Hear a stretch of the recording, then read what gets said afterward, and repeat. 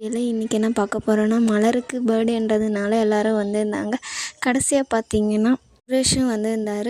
சுரேஷ் வந்து, "நீ என்ன இவ்வளோ சீக்கிரம் வந்துட்டு இருக்க?" அப்படின்னு உங்களுக்கு ஹாப்பி பர்த்டே விஷ் பண்ணுறாரு மலருக்கு. என்ன அதிசயமாக இருக்குது, எல்லாருக்கும் ஹாப்பி பர்த்டேன்னு நான் தான் ஃபஸ்ட்டாக விஷ் பண்ணுவேன்.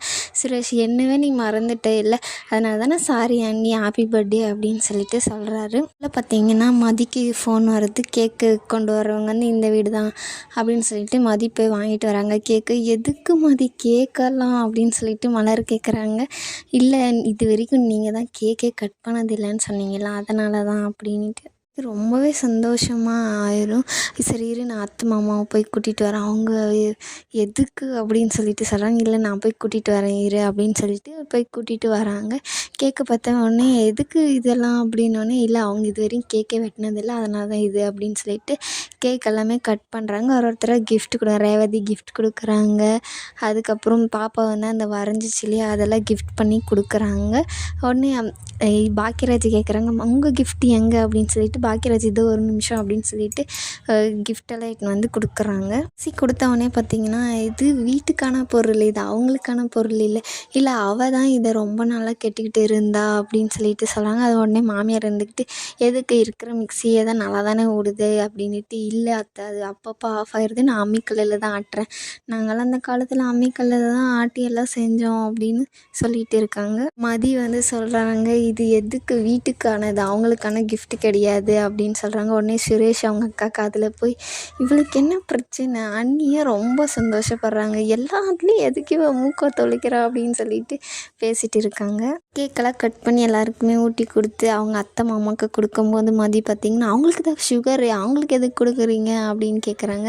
"மூச்சுக்கு 10 நிமிஷத்துக்கு ஒரு டைம் எதுக்கு சுகருன்னு சொல்லிட்டு இருக்க, ஒரு விஷயத்தினால ஒன்றும் ஆகாது" அப்படின்னு சொல்லிட்டு கேக்கெல்லாம் கொடுத்துட்டு காலைல ஆசீர்வாதம்லாம் வாங்குறாங்க.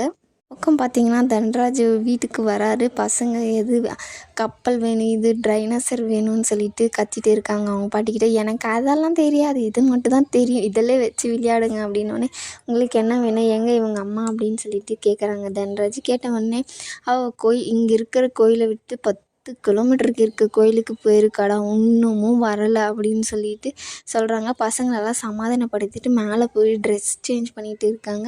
அப்போ பார்த்திங்கன்னா அவங்களுக்கு ஒரு ஃபோன் வருது. ஃபோன் வந்தோடனே, "இந்த மாதிரி சுரேஷ் இல்லையே சார் அங்கே" அப்படின்னு சொல்கிறாங்க. "இருப்பார்" அப்படின்னு சொல்லிட்டு, "சரி வைங்க, நான் சொல்கிறேன்னு" சொல்லிட்டு சுரேஷுக்கு ஃபோன் பண்ணும்போது பார்த்திங்கன்னா சுரேஷ் வந்து உண்மையை சொல்லிடுறாரு. "அக்கா இங்கே தான் இருக்குது, அன்னிக்கு பிறந்த நாள், அவங்க அன்னிக்கு பிறந்த நாளெல்லாம் கொண்டாடுறீங்க, வீட்டில் ஒரு விசேஷம், ஏன் நீங்கள் சொல்லலை" அப்படின்னு சொல்கிறாங்க. "அக்காலாம் வந்திருக்கேன், நீங்கள் ஏன் மாமான்னா?" "ஓ, அக்கா சொன்னா, நான் தான் மறந்துட்டேன்" அப்படின்னு சொல்லிட்டு மழுப்புறாரு. உடனே பார்த்திங்கன்னா, "இவ அங்கே தான் போயிருக்காளா" அப்படின்னு சொல்லிட்டு சுரேஷ்கிட்ட வந்து அவங்க மாமா சொல்கிறாரு. "ஏன் மண்டபத்தில் கொண்டாடுறது தானே, எதுக்கு வீட்டில் கொண்டாடுறீங்க, அடுத்த டைமு மண்டபத்தில் கேக் கட் பண்ணுங்க" அப்படின்னு சொல்கிறாரு. "என்ன மாமா கலாய்க்கிறீங்களா" அப்படின்னு சொல்லிட்டு அவர் சொல்லிட்டு இருக்காரு. "சரி வை, நான் வரேன்னு" சொல்லிட்டு கிளம்பி இங்கே வராரு. மதி மலரெல்லாம் உட்காந்து பேசிகிட்டு இருக்காங்க. "கிஃப்டெல்லாம் நல்லா இருக்குல்ல" அப்படின்னு சொல்லிட்டு திடீர்னு பார்த்திங்கன்னா தன்ராஜ் கிளம்பி வந்தோடனே ரொம்பவே ஷாக் ஆகிடுது ரேவதிக்கு. இதோட இந்த எபிசோட் முடியுது. மறக்காமல் சப்ஸ்கிரைப் பண்ணி லைக் பண்ணுங்கள்.